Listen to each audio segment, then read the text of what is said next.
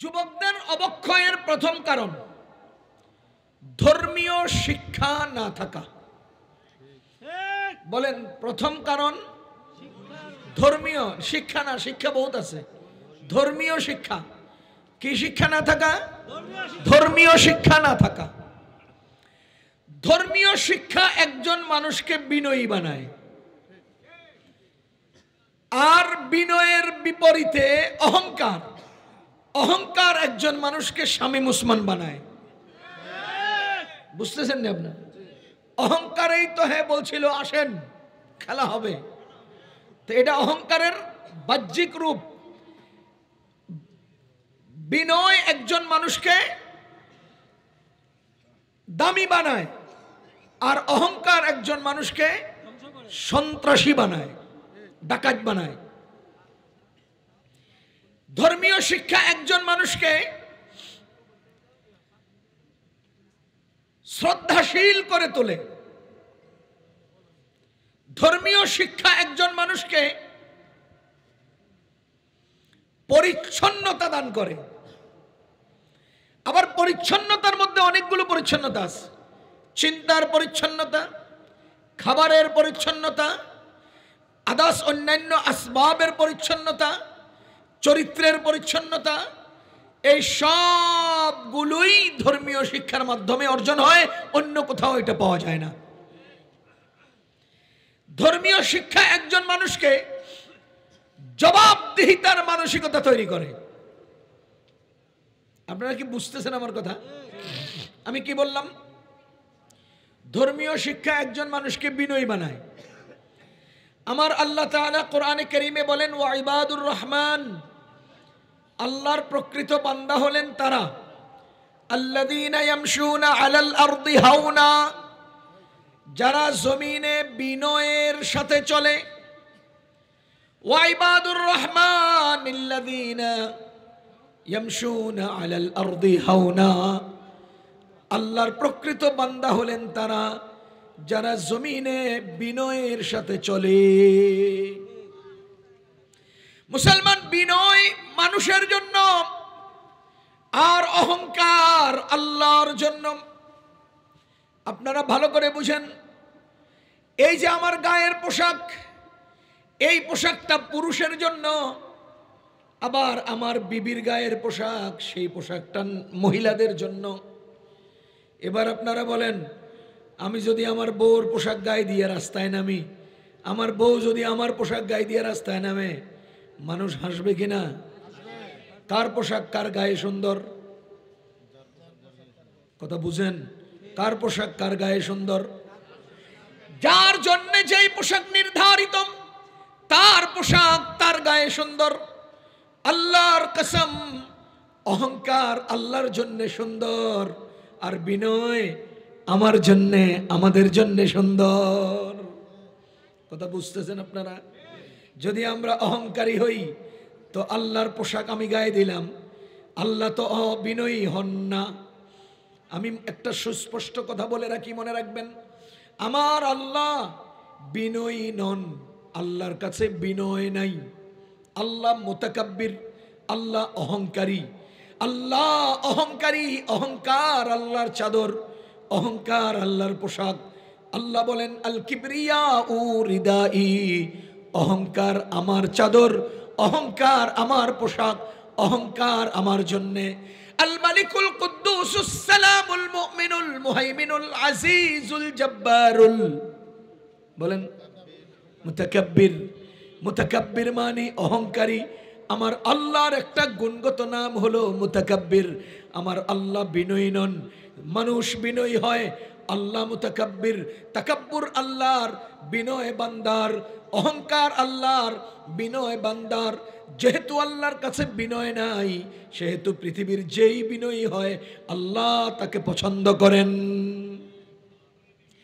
এজন্যই আল্লাহ সার্টিফিকেট দিলেন, স্বীকৃতি দিলেন, ওয়া ইবাদুর রহমান, আমার প্রকৃত বান্দা হলো সে, আল্লাযীনা ইয়ামশুনা আলাল আরদি হাওনা, যারা জমিনে বিনয়ী হয়, যারা জমিনে বিনয়াবনত হয়ে চলে, যারা যারা মাথা মস্তক নিচে দিয়ে বুকটাকে একটু ভিতরে নিয়ে বুক টান টান করে গলা উঁচু করে চলে না, তারাই হলো বিনয়ী। ও মুসলমান, আমাদের নবীজি বলেন, মান তাওয়াদা লিল্লাহ, যে ব্যক্তি আল্লাহর জন্য বিনয়ী হয়, রাফাহুল্লাহ, আল্লাহ তাকে আকাশ সমান মর্যাদা দান করেন। এবার বলেন, মানুষের সৌন্দর্য অহংকারে না বিনয়ে? অহংকার মানুষকে উঠায় না নামায়? বিনয় মানুষকে উঠায় না নামায়? মুসলমান, বিনয় মানুষকে নামায়, উঠায়। অহংকার মানুষকে নামায়। বিনয় মানুষকে অর্জন শেখায়, অহংকার মানুষকে বঞ্চিত হতে শেখায়, অহংকার মানুষকে বঞ্চিত করে। যেমন আদম আলাইহিস সালাতু ওয়াস সালাম বিনয়ী হয়েছিলেন। রব্বানা যালামনা আনফুসানা ওয়া ইল্লাম তাগফির লানা ওয়া তারহামনা লানাকুনান্না মিনাল খাসিরিন। বলেন তো, আদম আলাইহিস সালাম জান্নাতে যাওয়ার পরে আল্লাহ তাআলা নির্দেশ দিলেন, লা তাকরাবা, নহির সিগা, ছাত্র ভাইরা বুঝবেন, লা তাকরাবা হাযিহিশ শাজারা, এই গাছের কাছে যেও না। আদম আলাইহিস সালাম গাছের কাছে গেছেন কিনা? তাহলে আল্লাহ যা নিষেধ করলেন তিনি তা করে ফেললেন। আল্লাহর নিষেধ মানলেন না অমান্য করলেন? বলেন না। এবার বলেন তো, আল্লাহ শয়তানকে, ফেরেশতাদেরকে বললেন উসজুদু লি আদম। সমস্ত ফেরেশতাদেরকে আল্লাহ হুকুম করলেন আদমকে সেজদা করো। ফাসাজাদাল মালাইকাতু কুল্লুহুম, সকল ফেরেশতাগণ সেজদা করলেন, ইল্লা ইবলিস, করে নাই কে? জোরে বলেন, করে নাই কে? উসজুদু আমরে হাজিরে সেগা, লা তাকরাবা নেহি হাজিরে সেগা। উসজুদু নির্দেশ সূচক, লা তাকরাবা নিষেধ সূচক। আদমকে নিষেধ করলেন গাছের কাছে যেও না, ফেরেশতাদেরকে নির্দেশ দিলেন সেজদা করো। ফেরেশতাদের সবাই করলেন, করলো না ইবলিস। আদমকে নিষেধ করলেন, এরপরেও আদম গেল। তার মানে আল্লাহর হুকুম ইবলিসেও পালন করে নাই, আল্লাহর হুকুম আদমেও পালন করেন নাই। আল্লাহ বলেন গাছের কাছে যেও না, তিনি গেলেন। আল্লাহ বলেন সেজদা করো, সে করলো না। তাহলে হুকুম অমান্যে দুজন সমান। কিন্তু আল্লাহ তাআলা আদমকে জিজ্ঞাসা করেন নাই। এর আগেই আদম বলেন, রব্বানা যালামনা আনফুসানা ওয়া ইল্লাম তাগফির লানা ওয়া তারহামনা লানাকুনান্না মিনাল খাসিরিন। ও আল্লাহ, জুলুম করে ফেলেছি, অত্যাচার করে ফেলেছি, আপনি মেহেরবানি করে দয়া করে যদি ক্ষমা না করেন, যদি আপনি মাফ না করেন, ধ্বংস হয়ে যাব। আমার আল্লাহ আদমের পক্ষে ওকালতি করেন, ফাআযাল্লাহুমাশ শাইতান, আদম ভুল করে নাই, শয়তানে ল্যাং মারছে। ফানাসিয়া আদম, আদম আমার কথা ভুলে গেছে। এই ওকালতি স্বয়ং আল্লাহ করলেন এবং অনন্তকালের জন্যই আদমকে ক্ষমা করে দিলেন। পক্ষান্তরে শয়তানরে জিজ্ঞেস করলেন আল্লাহ, মা মানাক, এই তোমাকে কে মানা করলো, বারণ করলো? মা মানাক, কে বারণ করলো? আল্লাহ তাসজুদা ইদ আমারতুক, আমার নির্দেশ থাকা সত্ত্বেও তুই সিজদা করলি না কেন? এবার শয়তানে কি কয়? আনা খায়রুম মিন, আমি উত্তম। খালাকতানি মিন নার, আমার আগুন দিয়া বানাইছো। ওয়া খালাকতাহু মিন তিন, তারে মাটি দিয়া বানাইছো। মাটির গতি নিচে, মাটির গতি নিচে, আগুনের গতি উপরে, সুতরাং আমার দাম বেশি। এই যুক্তি কার দরবারে? শয়তানের বুদ্ধিতে, আল্লাহর দরবারে। এটা ব্যক্ত করার পরে আল্লাহ রাব্বুল আলামিন ওই নিচু গতিশীল আদমকে ক্ষমা করে দিলেন, আর উঁচু গতিশীল শয়তানরে অনন্তকালের জন্য আল্লাহর রহমত থেকে বঞ্চিত করে দিলেন। এবার বলেন তো, উঁচু মাথা বঞ্চিত নাকি মানে অর্জনের না বর্জনের? বর্জনের। শয়তান একবারও চিন্তা করে নাই আদমের মাথা নিচু, মাটির গতি নিচে। কিন্তু মুসলমান, আপনি দেখেন তো, আগুনের গতি উপরে, এটা ঠিক, মাটির গতি নিচে, এটা ঠিক।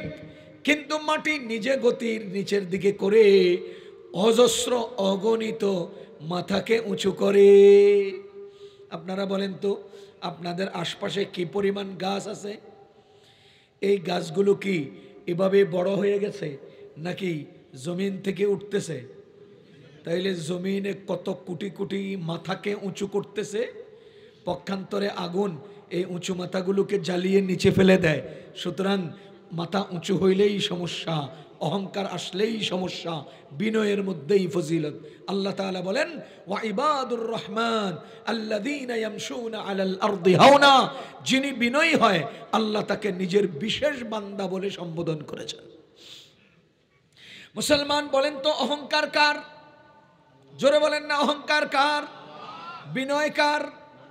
অহংকার আল্লাহর সৌন্দর্য, বিনয় আমাদের সৌন্দর্য। সুতরাং আমরা অহংকারী হব না। সবাই বলেন অহংকারী হব না। অহংকার মানুষের সাথে যায় না, অহংকার মানুষের সাথে যায় না, অহংকার মানুষের সাথে যায় না। আচ্ছা, আপনারা বাঘ দেখছেন নি? বাঘ, ও যুবক ভাইরা, বাঘ দেখেছেন? রয়্যাল বেঙ্গল টাইগার দেখছেন? রয়্যাল বেঙ্গল টাইগার দেখছেন চিড়িয়াখানায়?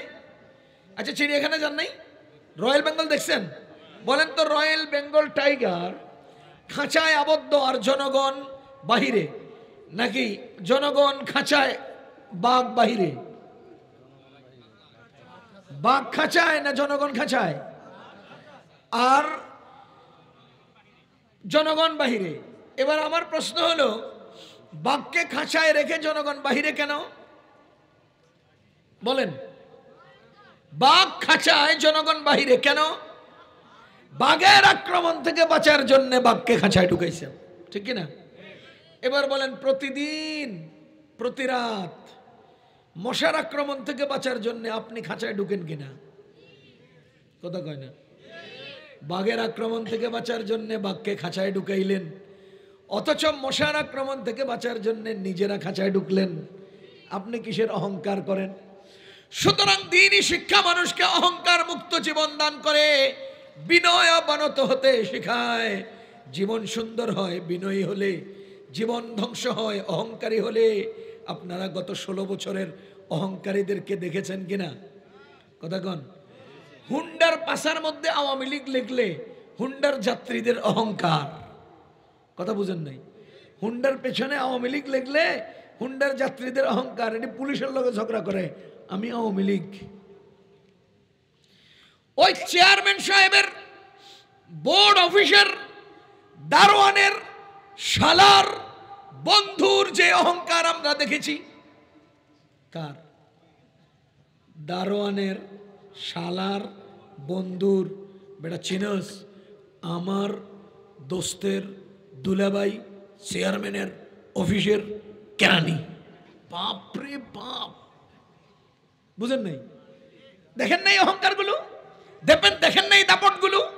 হ্যাঁ, এক সময় হুন্ডার পিছনে আওয়ামী লীগ লেখা থাকলে পুলিশ পর্যন্ত এদেরকে সেলাম দিত, আর এখন হোগার মধ্যে আওয়ামী লীগ দেখা থাকলে পাবলিক লাইতে বেল লেগে তালাশ করে। অহংকারীরা এইভাবে পতন হয়, ধ্বংস হয়। কিয়ামত পর্যন্ত আওয়ামী লীগের নাম নেওয়ার লোক আর থাকবে না, থাকবে না। এটা আমরা এই যে কোরআন শরীফের দিকে তাকায় তাকায় কই, আয়াত দেখে দেখে বলি। হ্যাঁ, বুঝেন? অহংকার মানুষকে ধ্বংস করে, অহংকার মানুষকে নিশ্চিহ্ন করে। অহংকারীরা দুনিয়া থেকে বিলীন হয়ে যায়, বিনয়ীরাই অনন্তকাল বেঁচে থাকে। এবার বলেন তো, ধর্মীয় শিক্ষা মানুষকে কি বানায়? বিনয়ী বানায়। আজকের যত অবক্ষয়, যত দুর্বিষহ, সমাজের মধ্যে যত মারামারি কাটাকাটি, আইবি আর শামীম ওসমানের যে মুখামুখি, দোনোটাই অহংকার, আর কিছু না। কথা বলেন, কি কারণ? অহংকার। বুঝা গেল, অহংকার মানুষদেরকে সন্ত্রাসী বানায়, অহংকার মানুষদেরকে বিপদগামী করে, অহংকার মানুষদেরকে ভুল পথে পরিচালনা করে, অহংকার মানুষদেরকে উত্তেজিত করে, অহংকার মানুষদেরকে বিপদগামী করে। এজন্য 1 নাম্বার যুব সমাজের অবক্ষয়ের কারণ অহংকার, মানে ধর্মীয় শিক্ষা না থাকা। এর মধ্যে প্রথম কারণ হলো অহংকার।